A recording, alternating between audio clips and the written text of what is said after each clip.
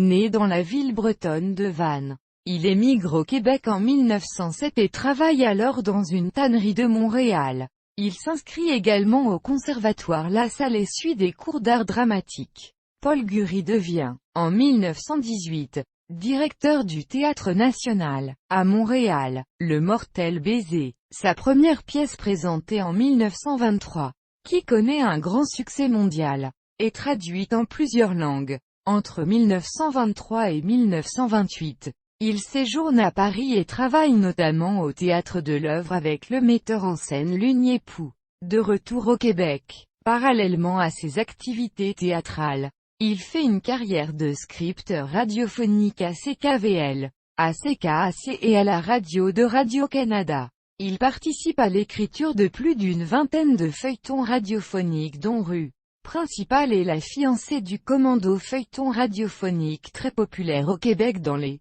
années 1940 à 1965. Il fut aussi le créateur et l'auteur du radio-roman Vie de femme, diffusé à CBF 5 fois par semaine, l'avant-midi, de 1952 à 1966. Époux de la comédienne Yvette Brindamour, il participe, en 1949, à la fondation du Théâtre du Rideau Vert, tout en poursuivant sa carrière de dramaturge et de réalisateur. Paul Guri réalise certains des premiers films tournés au Québec. Un homme et son péché et Le curé de village.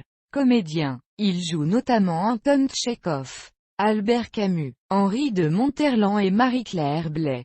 Le fonds d'archives de Paul Guri est conservé au Centre d'archives de Montréal de Bibliothèque et Archives nationales du Québec.